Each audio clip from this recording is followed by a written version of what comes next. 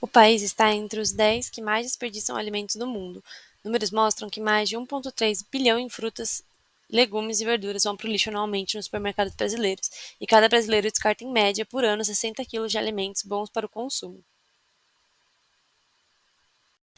O Brasil desperdiça cerca de 27 milhões de toneladas de alimentos por ano. 60% vem do consumo de famílias. O bioplástico como uma das soluções para a poluição. Bioplástico de casca de banana para embalar alimentos é criado em pesquisa da Embrapa e UFSCar. Calor extremo reduz validade de frutas e verduras e afeta plantações de grãos. Ondas de calor. Frutas e legumes estragam em menos de 24 horas em sacolões de BH. Porque você provavelmente está comendo plástico. Embalagens plásticas de fruta não são recicladas.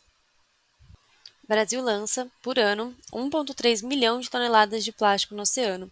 O volume representa 8% dessa poluição em todo o planeta, diz ONG Oceana.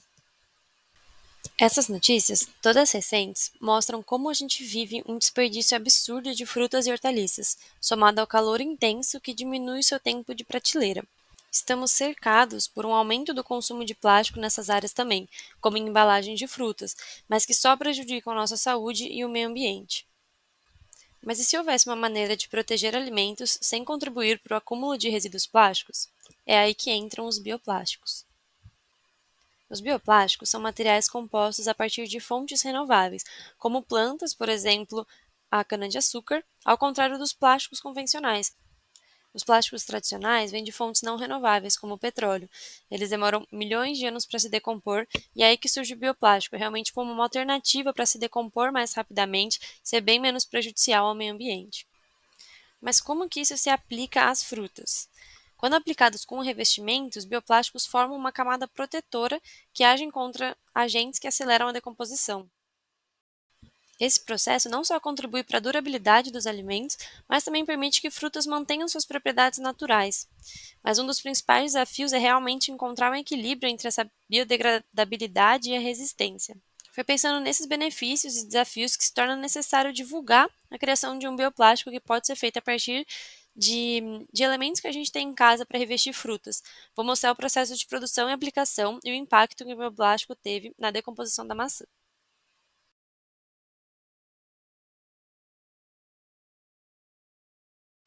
Para iniciar, a gente pesou 5 gramas de amido de milho, maisena que a gente tem em casa, mais 1,5 gramas de glicerina e 100 ml de água. Misturou tudo em uma panela. Essa panela foi ao fogo baixo por alguns minutinhos, até que a cor começasse a mudar e ele começasse a se tornar mais homogêneo. Chegando num plástico quase que muito mais transparente, bem menos esbranquiçado para a gente começar o experimento. A fruta escolhida foi a maçã, teve um grupo de controle que não tinha bioplástico e o experimental foi revestido com bioplástico. Só para complementar o experimento também foram usadas uma análise com a uva, com casca, e com uma uva sem casca, justamente para analisar o impacto, né, dessa película protetora no alimento. As frutas foram higienizadas em água sanitária por 30 segundos. O controle mergulhado numa solução com apenas água. E o grupo experimental no bioplástico, ficando 30 segundos também. Depois esperou-se escorrer esse líquido. E as frutas foram deixadas no papel aí para serem comparadas. A da esquerda sem o bioplástico e a da direita com o bioplástico. Então, em 0 horas, essa foi a imagem inicial, comparando a uva sem a casca na esquerda, com a casca na direita e as maçãs atrás, dos dois grupos. Depois de 15 horas já dá para perceber uma alteração, então a maçã sem o bioplástico já está bem mais ressecada do que a com bioplástico, e a uva sem casca também já está bem menor.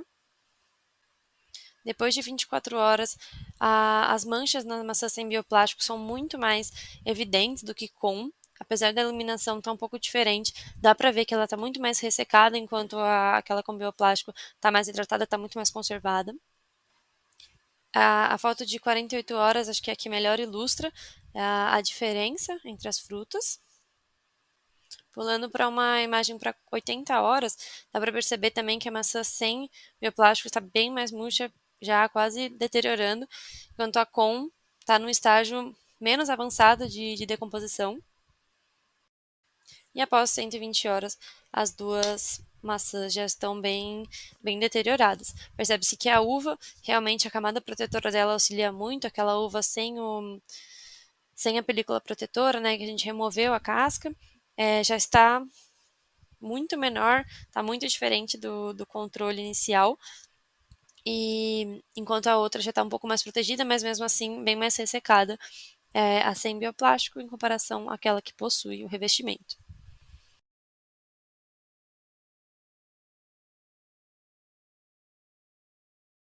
O experimento foi um sucesso no quesito de mostrar realmente o impacto do bioplástico na preservação do alimento. Ele se mostrou muito mais conservado do que o outro grupo, foi uma percepção bastante visível pelas imagens e principalmente olhando com mais detalhes. A textura do bioplástico, analisou-se que poderia ser um pouco mais líquida, então poderia ter deixado um pouco menos de tempo, depende muito do forno, do fogão, mas poderia ter sido um pouco mais líquida para facilitar o processo. O tempo, então, a partir de 40 horas, já percebeu que as diferenças começaram a ficar um pouco difíceis, porque os dois grupos já estavam muito deteriorados. Em relação à temperatura, então, é bom considerar que o experimento foi realizado em São José do Rio Preto, no período de novembro, com temperaturas, outubro, novembro, né, com temperaturas variando entre 25 a 39 graus, o que impacta bastante, né, essa temperatura elevada acelera a degradação dos alimentos também.